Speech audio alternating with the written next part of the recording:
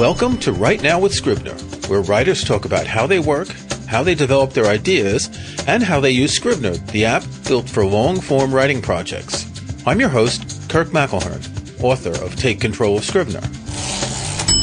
Today I'm very happy to welcome Veronica Roth. Veronica is well known for her Divergent series of novels, and her most recent book is When Among Crows. Veronica, thank you for joining me. Yeah, thanks for having me.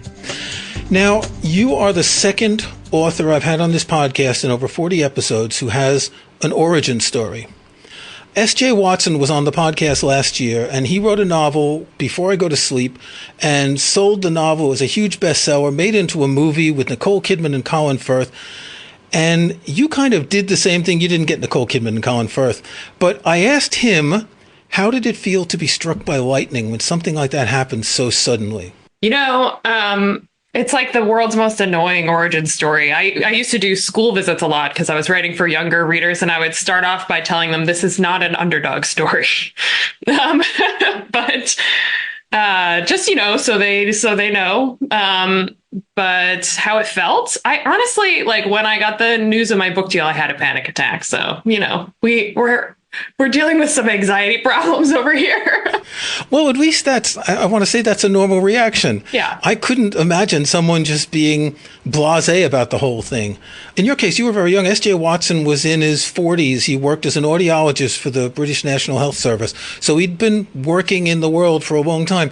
You did this, and Wikipedia says this. I want to know if this is true. You wrote Divergent while on winter break in your senior year in Northwestern University. You wrote the whole thing in a 4-week winter break? No, so that's a little bit of apocrypha, I suppose. But I wrote the bulk of it in that period. So yes, I wrote a lot over winter break. It was a little bit of a Nanorimo kind of project for me. I was like, I have 40 days. I'm alone. My parents were traveling. So I was alone in the house, and that's what I chose to do.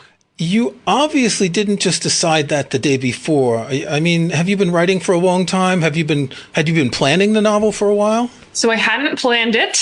I do plan all my novels now, but that one I didn't plan. But I had the idea, and I have been writing almost every day since I was like 11 or 12. So, I did it for fun. I was just determined at this point to finish something because I was noticing that I was writing, I was writing a lot. I was writing regularly. This was great, good habits. But like, I couldn't get myself to like push through that really like horrible middle portion that we all hate, I feel like.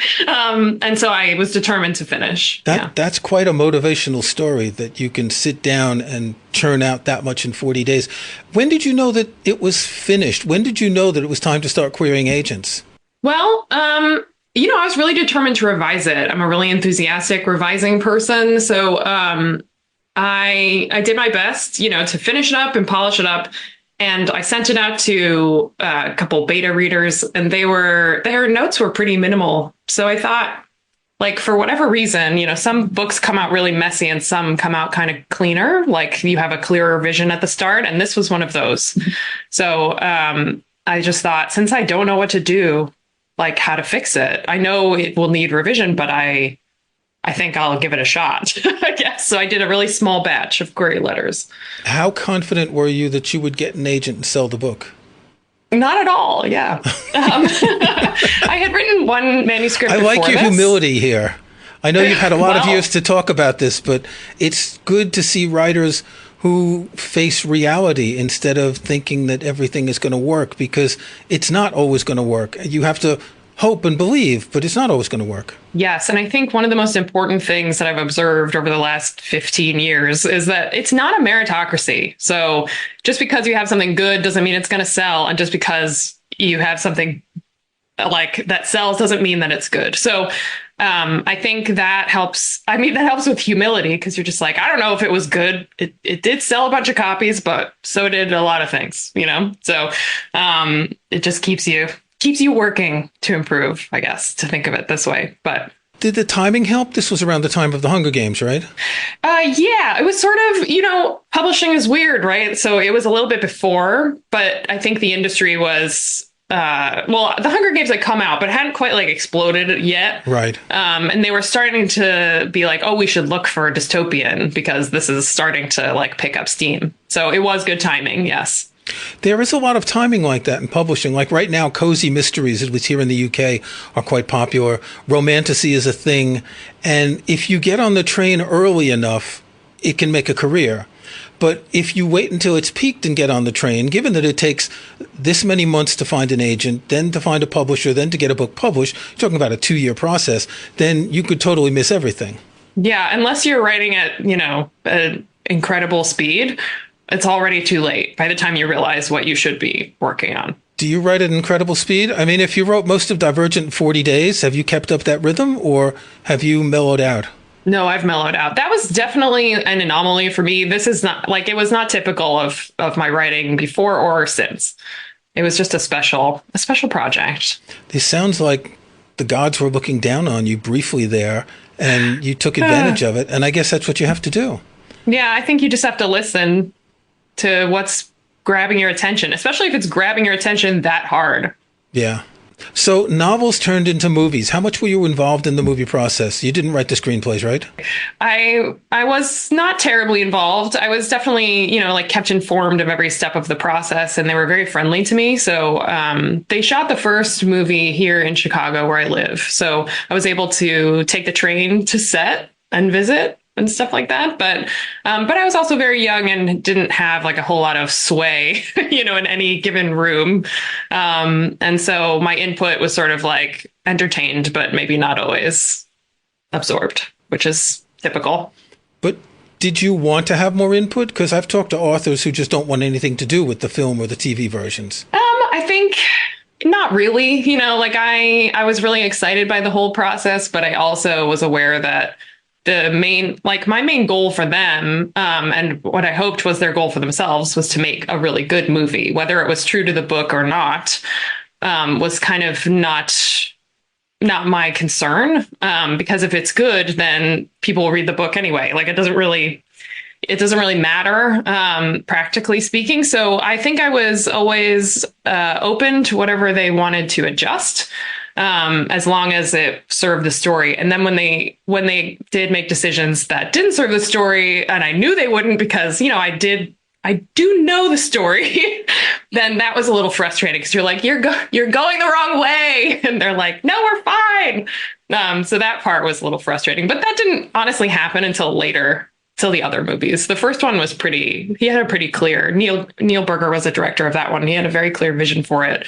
And he pitched it as 16 candles in the future. He wanted the coming of age angle of it. And I thought that was really brilliant. So, well, yeah. It is a different type of storytelling between a novel and a movie. And you have to cut a lot out to make a 3-act structure in a movie where you've got several hundred pages in a book to tell the same thing. And very few writers want to be screenwriters. They don't have the skills for it.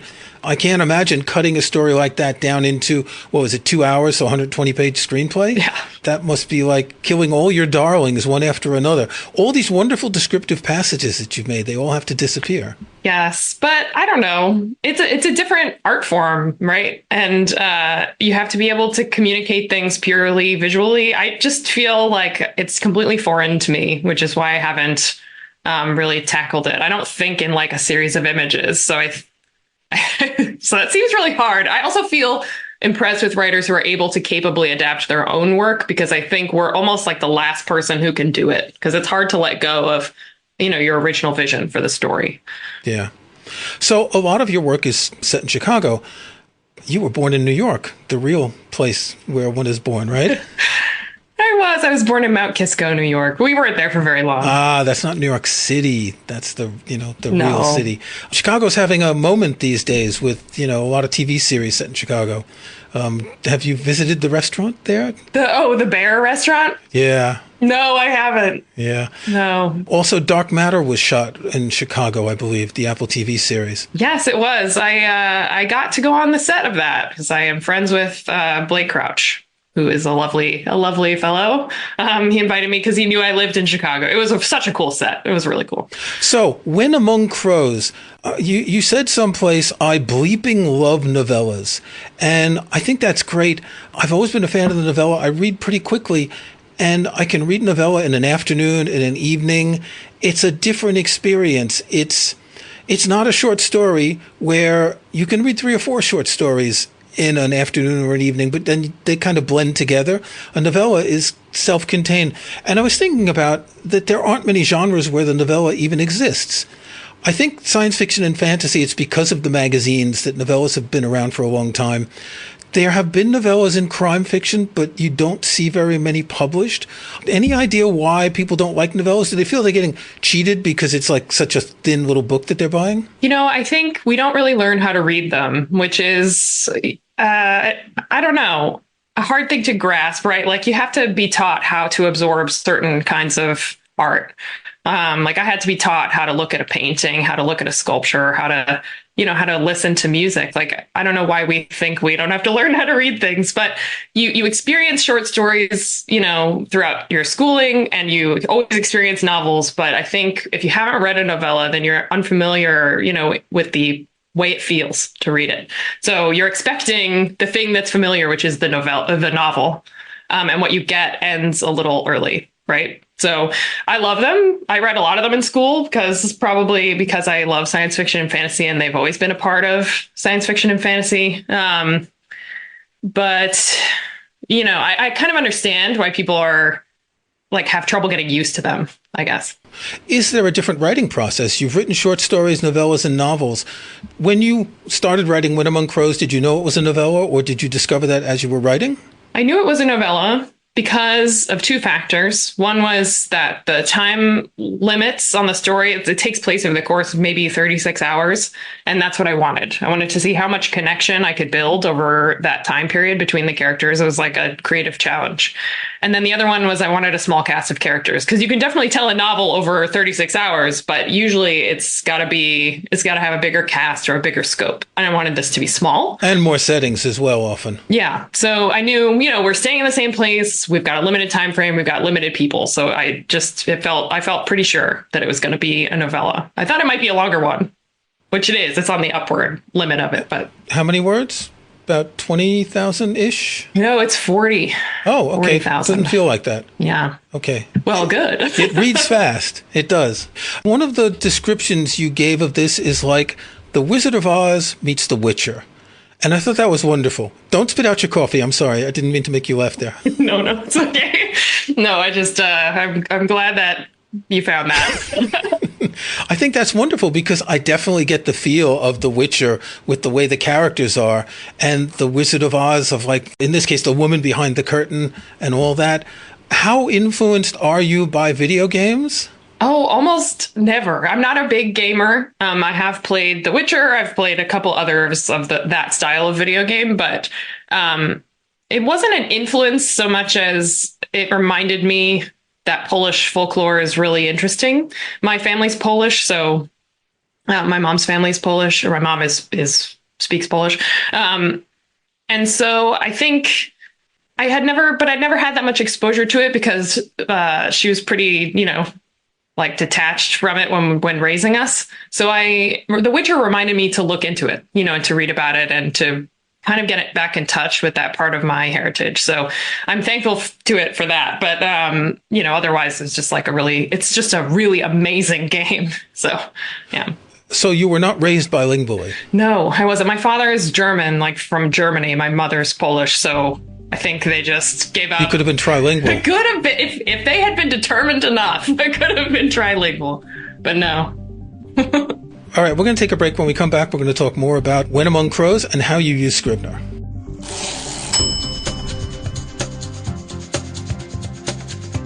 Literature and Latte are proud to be long-term sponsors of NaNoWriMo. Completing a 50,000-word draft in just 1 month is hard, but picking the right app for the job will help you reach your goal.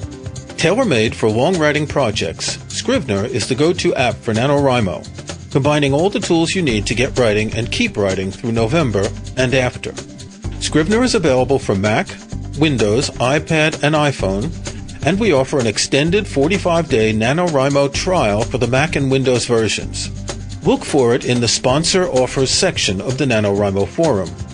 All those taking part can get a 20% discount on Scrivener for macOS or Windows using the code NaNoWriMo24 from October 15 through December 7. NaNoWriMo winners will get 50% off once their win is verified. We wish you the best of luck in reaching your goal this year. So, you mentioned that When Among Crows is based on Polish folklore, the character of Baba Yaga. Is it pronounced Baba Yaga? Yeah. I know that's the way it's pronounced in Russian. The reason I know Baba Yaga is it's one of the parts of Mussorgsky's Pictures at an Exhibition, the only thing I remember from music appreciation class in high school. Nice. Baba Yaga's like the top witch. Yes, she's the legendary, like the witch that features in a lot of fairy tales, especially. And she's an interesting character. She's just as likely to cause you grievous harm as she is to help you. She lives on a house that's like on top of chicken legs. She rides a mortar and pestle. Like, she's super powerful. She killed Kosher the Deathless. Like, she's the original witch. Yeah. So when you look back at a lot of these folk stories, they are fantasy, aren't they? I mean, if you go back to Homer, there's a lot of fantasy as well, but more adventure. But a lot of these folk stories from Eastern Europe or Native American folk stories, they are fantasy. And I think it's only recently, when fantasy was all men with swords and women with not many clothes, it's changed now that fantasy is covering a lot more folk stories like this. And it gives you a rich heritage to look into. Yes. And, I read a quote recently about folklore that it just teaches us about the priorities of the people at the moment that it was being spread. And I think so in that sense, it's like a historical record. So, I don't think people at the time believed in all of the fantasy that their folklore suggests, but they did have like a more flexible understanding of reality, and they also were attuned to like the very dark things in the world around them. So a lot of Slavic folklore is like deeply unfair, like cruelty begets more cruelty. That's like the overarching, theme of a lot of Slavic folklore. So, and I think that darkness was interesting to me. Well, if you think about when these tales were, I want to say written, when they were shared, because they were written probably a long time ago and modified, it was the Middle Ages. Even if it was the 18th century, it was still the Middle Ages in some of these countries.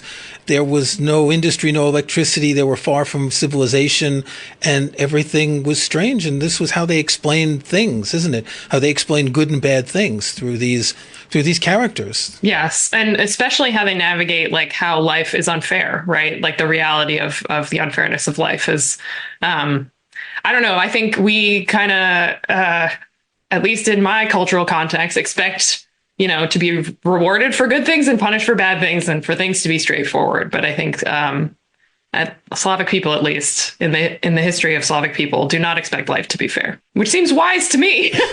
I guess that's what happens to the main character. Is it pronounced Dmitri? Demeter. I guess that's what happens to him. No spoilers, but things aren't entirely fair, are they? No.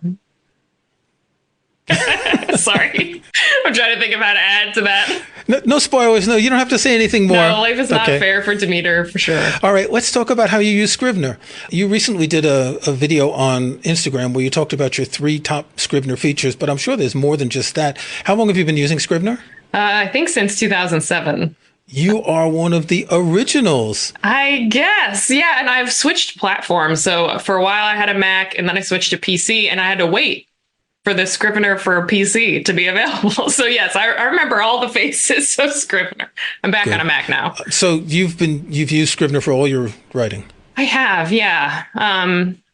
Like I did the tutorial when I first downloaded it, and I think that was huge because I think a lot of people find it to be difficult at first because it's a complex program, right? But if you do the tutorial, I don't know what the tutorial is like now, but in 2007, it was very helpful. Well, there have been a lot of features added to Scrivener, so the tutorial is a bit more, I want to say, advanced, contentful. Yes. Yeah, there's more in it. Mm-hmm. So what are the features you use the most in Scrivener? Well, I forget what I said in that video, but... Okay, well, I'll link to the video, but I'll tell you what you said. The first one you said was the split merge feature. Oh, yeah, I like that one. The split merge feature, I think I use almost constantly. So... I frequently just write, in one big document. I don't divide into chapters until later. So that's one of the main ones. I also use the side-by-side view. The editor split. Yes, yeah, split I use that all the time. Like it's always open because I'm always looking at either the previous scene that I wrote just for reference or the outline. Or I look at, if I'm revising, I look at the old version of the scene while I'm doing a new version. So I can't even, I don't know what I would do without it. It's so ingrained, like it's so embedded in my process at this point that if Scrivener was like, bye, I'd be like, I guess I'll put two Word documents next to each other. Sounds terrible. So when you're revising and you've got the old one and the new one, are you rewriting the old one? Yes, usually I do even if I use some of the same words when I revise, I retype them because I think that's probably useful. If they're exhausting to retype, then maybe they're not very good. Interesting. So Ken Follet does that. And there was an interview with him on the BBC where it showed he had three screens. The one in the center is where he's writing the new document. The one on the left is the original, and the one on the right is all the notes from the beta readers, agent, and editor. That would kill me. Exactly, yeah. You'd get whiplash going back and forth. But he retypes everything. And these are 1,000-page books. It's not a novella, so that's a lot of work. But the more I think about that, the more it makes sense. If the words aren't good, you feel it more when you're typing than when you're just scanning, don't you? Yeah, a lot of writing, I think, or revising is about forcing yourself to reprocess the language. So a lot of people read their drafts out loud to kind of re-experience it, you know? But I think you can also make yourself do that by retyping, because the story for you, like if I read it, I don't know how it is for other people, but I just like can't see errors anymore. I can't see it anymore because I already have a vision of what's happening on the page, and whether I've written it like effectively or not, that's what I see. So I have to slow it down for myself. Otherwise, I'll miss everything. So I wrote an article on the Scrivener blog. I'll put a link in the show notes. One good way to get past that is to either print out the manuscript, which, well, waste paper, but it gives you a more tactile approach, or change the font. Oh, yeah, I should try that. If you're writing with a serif font and you change to a sans serif, everything looks different. The line breaks are all different. The words look different. It gives you a way of seeing it with different eyes. That's a good idea. I should try that sometime. Maybe I will with Papyrus or something. So the third thing you mentioned is snapshots. And I don't know if a lot of people use Scrivener, know about snapshots, but it's one of the most useful features because...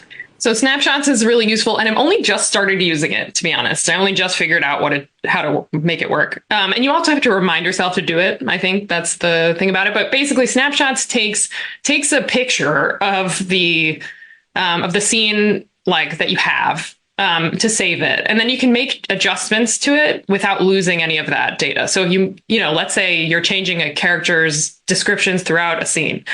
You can make those changes. And then if you hate them, you can roll it back to the version that you had before. So you have to remember to take the shot of of whatever you're editing. So that's the only tricky part. But then once you've done that, you can really play with it and free yourself from feeling like you're about to make some terrible change. Yeah. So when you take a snapshot, it basically makes a copy, and you can actually compare the snapshot and the original after you've made the changes to see if you want to keep the changes, to see how it flows, what the rhythm is, etc. Yes, it's really handy. And I used to just make new documents every time I made a significant change, but then I'd have like 10 versions that were almost the same, just sitting there in my Scrivener file, but like I'd have to name them and stuff. So Snapshots keeps them kind of organized without me having to put in a lot of effort, which is great. So you're young, you've written 11 books. So this is the early Veronica Roth period. Where do you see yourself in a couple of years? Oh, God. Well, you're going to have a long career. What do you want to write about? You've changed a bit what you're writing. What have you learned about writing through the process? What do you think you're going to be writing in the next couple of decades? Don't go that far ahead, but... Well, I don't know. It's hard to say. I think I love science fiction and fantasy, and I always have. So I can't imagine myself stepping outside of genre fiction much. I see no reason to, I guess. That's part of it. But I have started writing for kind of older audience, so that might continue. But mostly now, I think you write your first book in this like rush of love, right? Like this surge of inspiration and this obsession. And then your subsequent books, you become more analytical. You're trying to analyze your work. You're trying to improve. You're trying to maybe like write for the industry's expectations and things like that. You start writing with your head. Oh, sorry, cat.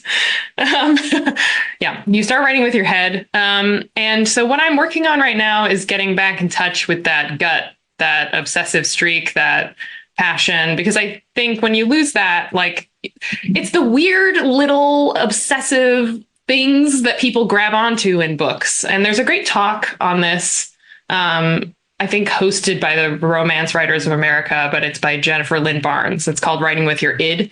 I listened to it last year, and she just talks about like trying to get in touch with the things that people love about stories and the things that you love about stories. So that's what I'm working on right now. And so in the future, at least for the next several years, my plan is to write books that that make me feel like a little bit sick, in a good way.